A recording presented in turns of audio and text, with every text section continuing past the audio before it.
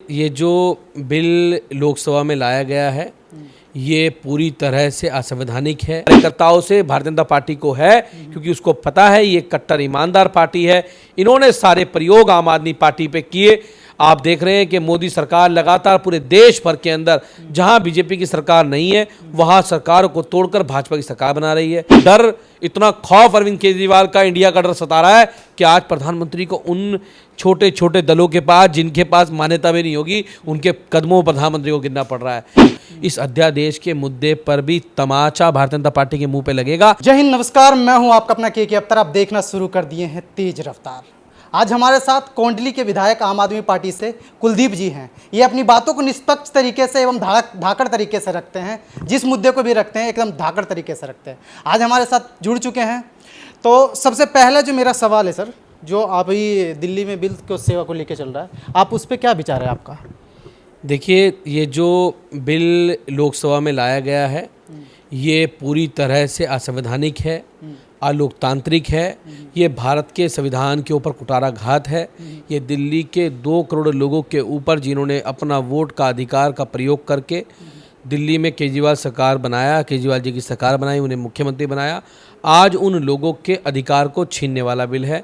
और दिल्ली की जनता इसको कभी बर्दाश्त नहीं करेगी, क्योंकि जो संविधान का आर्टिकल 239A है वो क्लियर कट कहता है कि दिल्ली में एक चुनी हुई सरकार है और दिल्ली की चुनी हुई सरकार के पास सारी शक्तियां हैं। 3 विषयों को छोड़कर, लैंड, लॉ एंड ऑर्डर और पुलिसिंग को छोड़कर, दिल्ली के अंदर सारी की सारी जो पावर्स हैं वो दिल्ली सरकार के पास हैं, चुनी हुई सरकार के पास हैं।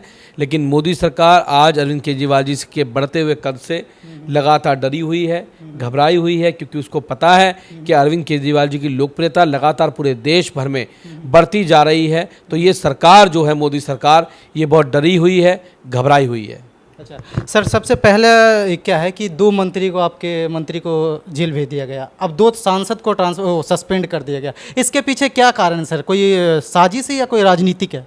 देखो, मैं तो एक बात कहूँगा कि वो लोग और थे जो वक्त के सांचे में ढल गए। ये अरविंद केजरीवाल ने वक्त का सांचा बदल देंगे। और अरविंद केजरीवाल जी जो हैं, आम आदमी पार्टी का एक भी कार्यकर्ता इनकी ईडी सीबीआई की धमकियों से डरता नहीं है, इनके सस्पेंशन से डरता नहीं है। हमारा एक एक कार्यकर्ता दिल्ली की आवाज़ को उठाने के लिए खड़ा हुआ है, तैयार है। अगर मणिपुर की बेटियों की आवाज़ को उठाने के लिए राज्यसभा संजय सिंह जी को सस्पेंड किया जाता है, लोकसभा में अगर दिल्ली के लोगों के लोकतंत्र की आवाज़ को उठाने के लिए, देश के संविधान को बचाने की आवाज़ को अगर बुलंद किया जाता है तो वहाँ से हमारे सांसद रिंकू जी को सस्पेंड किया जाता है। तो ये दिखाता है कि कितना डर आम आदमी पार्टी के सांसदों से, कार्यकर्ताओं से भारतीय जनता पार्टी को है, क्योंकि उसको पता है ये कट्टर ईमानदार पार्टी है। इन्होंने सारे प्रयोग आम आदमी पार्टी पे किए। आप देख रहे हैं कि मोदी सरकार लगातार पूरे देश भर के अंदर जहां बीजेपी की सरकार नहीं है वहां सरकार को तोड़कर भाजपा की सरकार बना रही है। माध्यम क्या होता है आप जानते हैं, पहले उस पर मुकदमे दर्ज किए जाते हैं, फिर वहाँ ईडी जाती है, फिर वहाँ सीबीआई जाती है। जो ईडी से डर जाता है वहाँ सीबीआई नहीं जाती, जो ईडी से डरता है वहाँ सीबीआई जाती है, जो सीबीआई से डरता फिर वहाँ उसके ऊपर तरह तरह के आरोप लगाए जाते हैं। जब वो नहीं डरता है फिर उसे पैसे का ऑफर दिया जाता है, वो नहीं मानता है, उसके बाद लास्ट में प्रयोग होता है तोड़ फोड़ की गंदी राजनीति। उसके बाद शुरू होता है ऑपरेशन लोटस, और ऑपरेशन लोटस भी अगर फेल हो जाए तो फिर तो आपको लोकसभा में बिल लाना पड़ेगा उस सरकार की शक्तियों को छीनने के लिए, उस सरकार के अधिकारों को छीनने के लिए। और ये निश्चित रूप से बाबा साहब अम्बेडकर ने जो संविधान इस देश का बनाया है, जिसके अंदर लोकतंत्र की ताकत सबसे बड़ी ताकत है, जनता की ताकत, जनता की चुनी हुई सरकार की ताकत सबसे बड़ी ताकत है, उस कहीं ना कहीं उस संविधान के ऊपर कुठाराघात करने का काम भारतीय जनता पार्टी ने करने का काम किया है, मोदी जी ने करने का काम किया है। साथ साथ मोदी जी ने तो एक काम और किया है। मोदी जी ने माननीय सर्वोच्च न्यायालय की 5 जजों की संवैधानिक पीठ के दिए हुए फैसले को पलटने का काम किया है, चुनौती देने का काम किया है। इस देश में बड़े बड़े तानाशाह आए हैं, लेकिन किसी ने आज तक सुप्रीम कोर्ट को चुनौती देने का काम नहीं किया। लेकिन इस सरकार ने माननीय सर्वोच्च न्यायालय को चुनौती देने का काम किया है। तानाशाह इतना अंधा हो चुका है तानाशाही के अंदर कि उनको लगता है कि जो मैं चाहूँगा वही होगा, जहाँ मैं चाहूँगा वहाँ सरकार बनेगी, जहाँ नहीं चाहूँगा वहाँ नहीं बनेगी। मैं तानाशाह पूरे देश के ऊपर राज करना चाहता है, लेकिन मैं कहना चाहता हूँ देश के ऊपर तो राज जनता का होगा, जनतंत्र का होगा।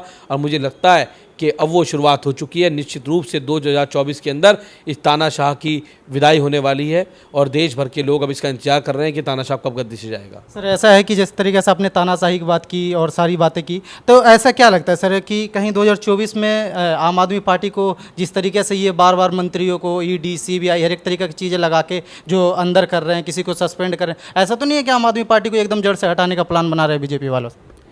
देखो, वो चाहते हैं आम आदमी पार्टी ख़त्म हो जाए, वो चाहते हैं आम आदमी पार्टी नस्ता नाबूद हो जाए।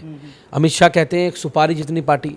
मैं अमित शाह को बताना चाहता हूँ, मैं अमित शाह को कहना चाहता हूँ, अमित शाह जी, केरल के अंदर आपकी पार्टी सुपारी जितनी है, तमिलनाडु के अंदर आपकी पार्टी सुपारी जितनी है, उत्तर प्रदेश के अंदर 8 साल पहले आपकी पार्टी सुपारी जितनी थी, देश के अंदर आज से 2014 से पहले आपकी पार्टी कितनी बड़ी थी बता दीजिए। और जिन दलों का नतमस्तक करके देश के यशस्वी प्रधानमंत्री आज गठबंधन बना रहे हैं, एनडीए बना रहे हैं, जिस एनडीए की बैठक आज तक नहीं हुई, उस एनडीए के अंदर जो 38 दल इकट्ठे किए हैं, अली बाबा के 40 चोर, राजा बेटा मेरी और 2 और बाकी हैं, 2 और लेंगे 40 और बन जाएंगे। लेकिन मैं उन्हें कहना चाहता हूं कि उन 38 के अंदर 26 दल ऐसे जिन पे एक भी सांसद नहीं है, 7 दल ऐसे जिनके पास एक सांसद है। तो आज प्रधानमंत्री को इतना डर, इतना खौफ अरविंद केजरीवाल का इंडिया का डर सता रहा है कि आज प्रधानमंत्री को उन छोटे छोटे दलों के पास, जिनके पास मान्यता भी नहीं होगी, उनके कदमों पर प्रधानमंत्री को गिरना पड़ रहा है। ये डर है, अगर कुछ काम किया होता तो प्रधानमंत्री काम के नाम पे वोट मांगते, देश को बांटने के नाम पे वोट नहीं मांगते। प्रधानमंत्री आज देश को बांटने के नाम पे वोट मांगते हैं, प्रधानमंत्री आज इंडिया पर कटाक्ष करने के नाम पे वोट मांगते हैं, प्रधानमंत्री इंडिया की तुलना इंडिया मुजाहिदीन से कर देते हैं। नहीं, प्रधानमंत्री भूल जाते हैं कि जब इंडिया को इंडिया मुजाहिदीन कहते हैं तो वही देश का अपमान होता है। अगर सर ये देखा जाए जिस तरीके से देश की बात किया जाए तो देश में भी किस चीज़ की लड़ाई चल रही है? कहीं ना कहीं देखा जाए तो हिंदू मुस्लिम जातिवाद, इसी चीज़ की लड़ाई चल रही है, किसी और चीज़ की लड़ाई चल रही है? देखिए, लोगों को शिक्षा के, स्वास्थ्य के, रोजगार के मुद्दों से भटकाना, लोग ये ना पूछ पाए कि 9 साल में आपने क्या किया। आपने कहा था आपकी बार मोदी सरकार ने क्या काम किया, कहा था बहुत हुई महंगाई की मार, अब की बार मोदी सरकार, कहाँ गई मोदी सरकार? महंगाई तो बहुत बढ़ गई। आज घरों में जाके देखो आप, जिस गैस पे महिलाएं खाना बनाती हैं वो 1100 रुपये का आता है सिलेंडर।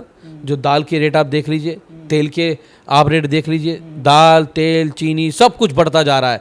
महंगाई अपने चरम सीमा पे आज की डेट में, और प्रधानमंत्री मौन है।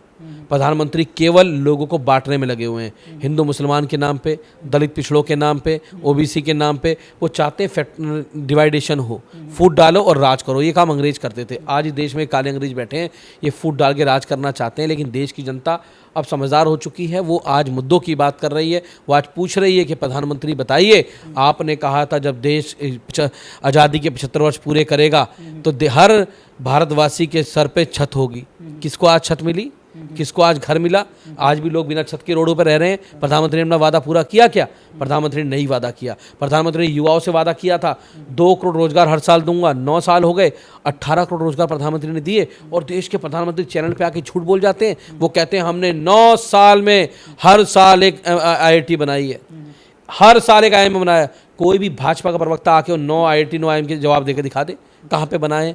झूठ की पूरी राजनीति, आडंबर की राजनीति। लेकिन अब ये देश समझ चुका है कि अब लोग महंगाई की बात कर रहे हैं, लोग रोजगार की बात कर रहे हैं, लोग मुद्दों की बात कर रहे हैं, लोग चाहते हैं कि भेदभाव की बात। महंगाई की बात हो कहाँ रही है सर? महंगाई, भ्रष्टाचार, करप्शन, बहन बेटियों का बलात्कार किया जा रहा है दिन दहाड़े सरेआम मणिपुर में, इन सब पे कोई बात नहीं कर रहा है। अभी जैसे कि आपने RPF का जवान देखा था, अपने अधिकारी के साथ साथ और 3 मुस्लिम समाज के लोगों को दिन दहाड़े गोली मार के छलनी कर दिया। तो उसका कहना है कि इस देश में रहना है तो जय श्री राम का नाम लेना है। इस तरीके की राजनीतिक देश में चल रही है, कहीं ना कहीं धर्म से बंटवारा किया जा रहा है, ये चल रहा है देश में सर।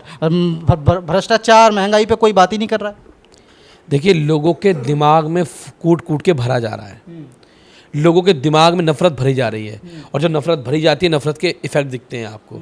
और आज जो आप एक RPF जवान की बात कर रहे हैं और लोगों की बात कर रहे हैं जो पट्टे बांध के आज घूम रहे हैं, तो ये सब नफरत फैलाई जा रही है देश के अंदर। नफरत को खड़ा किया गया है, नफरत के बीज को बोया गया है।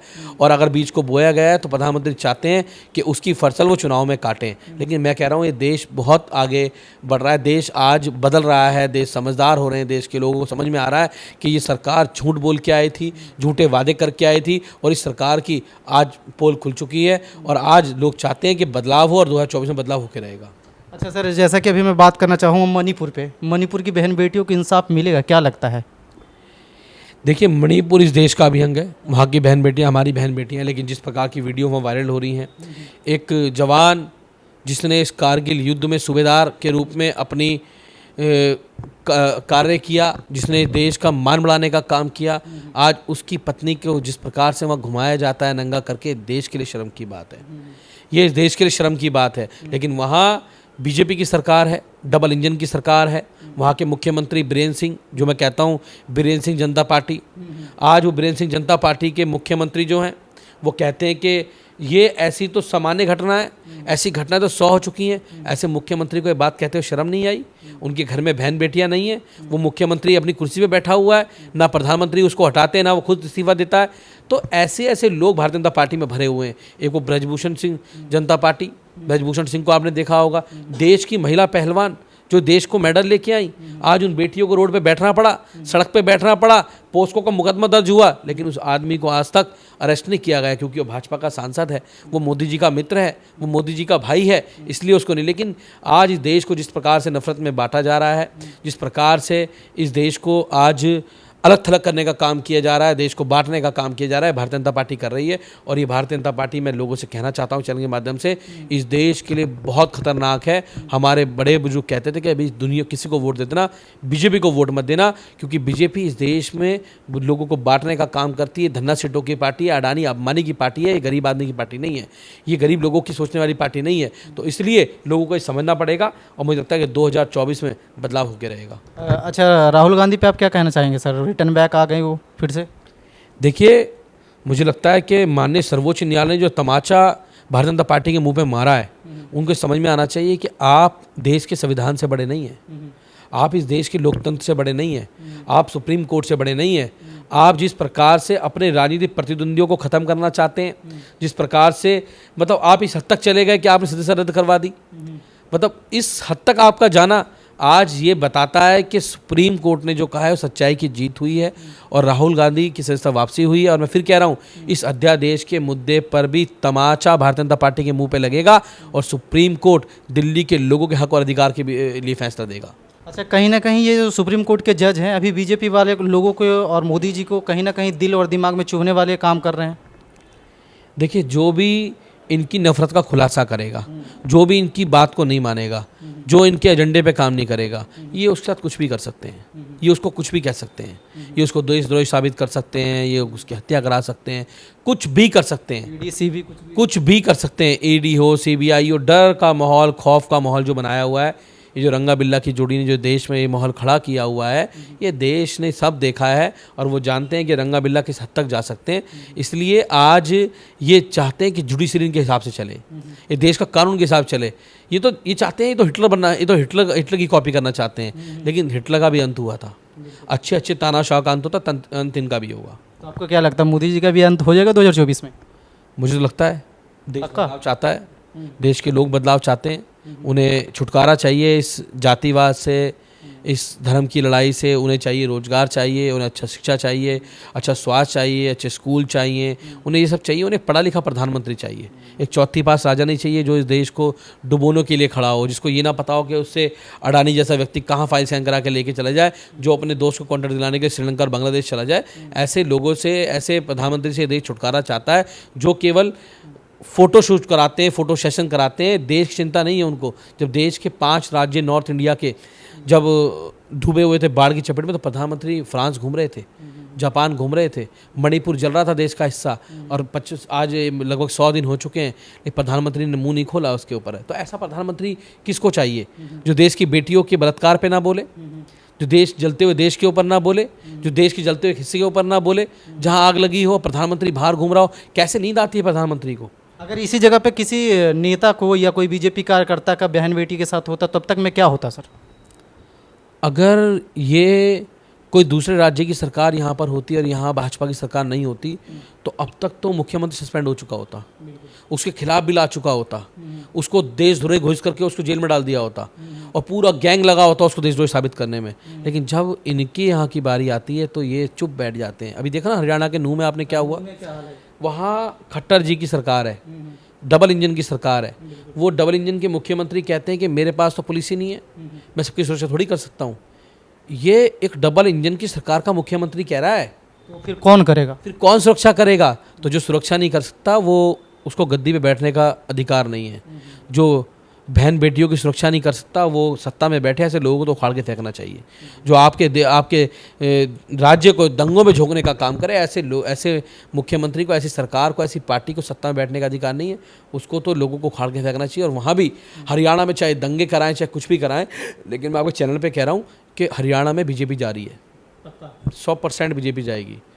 वहाँ भी लोग बदलाव चाहते हैं। बीजेपी ने हर जगह केवल और केवल जातिवाद, धर्मवाद, दंगे, धर्म के नाम पे लड़ाई झगड़े, मार, हिंदू मुसलमान, ये सब करने का काम किया। अब लोग इससे ऊब चुके हैं, वो बदलाव चाहते हैं। और दिल्ली के लोग भी इनसे कह रहे हैं, दिल्ली के लोग भी आज इनसे कह रहे हैं कि मोदी जी जो आपने किया है ना, वो आपने दिल्ली के लोगों के पीठ में छुरा घोंपा है। और दिल्ली के लोग लोकसभा के अंदर आपको बता देंगे, क्योंकि आपको पता होगा कि 2015 में दिल्ली में आम आदमी पार्टी की सरकार बनी थी। अमित शाह जी गली गली पर्चे बांटने गए थे।